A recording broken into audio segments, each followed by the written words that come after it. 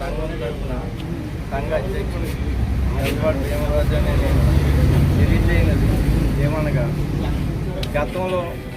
గత ప్రభుత్వంలో ఇదే రకంగా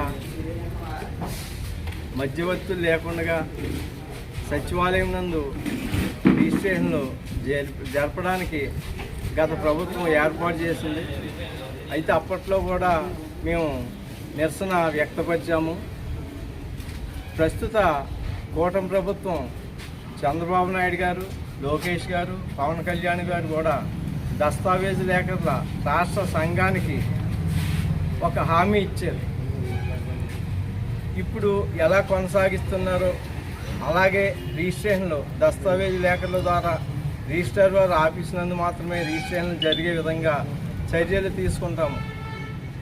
సచివాలయాలు ఉంటాయి కానీ రిజిస్ట్రేషన్ మాత్రం సబ్ రిజిస్టర్ వారి ఆఫీసులోనే జరిగేలా చేస్తాం, మీకు వచ్చిన భయం లేదు అని చెప్పేసి హామీ ఇచ్చారు. కూటమి ప్రభుత్వం పరిపాలనలోకి రాగానే వారు ఇచ్చిన వాగ్దానాన్ని నిలబెట్టుకున్నారు.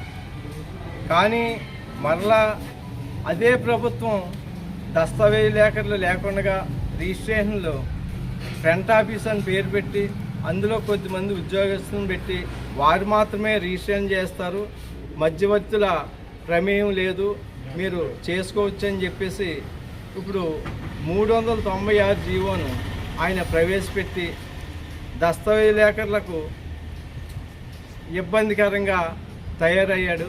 అయితే కక్షిదారుల ఆస్తులకు కూడా ఇది రక్షణ ఉండదు.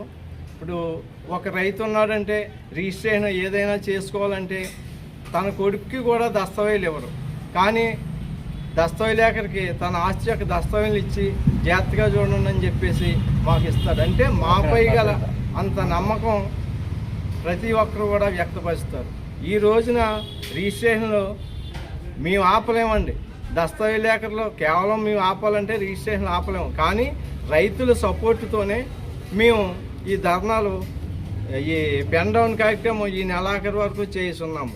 ఈ రోజున శంకర్ రవి అనే ఒక రైతు ఇది తప్పుడు కార్యక్రమం, ఇది పూర్వం నుంచి ఉన్నది, మా ఆస్తులకు రక్షణ పోతుందని ఆయన బాధ వ్యక్తంపరుచుకొని ఈ రోజున అయ్యే ఖర్చంతా వారు పెట్టుకొని మాకు సహకరించారు. అయితే గతంలో చంద్రబాబు నాయుడు గారు చాలా మంచి పని చేశారని చెప్పేసి రైతులు కూడా చాలా సంతోషించారు. మేము ప్రతి ఆస్తికి మేము బాధ్యతగా ఉంటూ చాలా సక్రమంగా వ్యవహారాలు పూర్తి చేస్తాం. చిన్న కథ ఏంటంటే ఒక కప్ప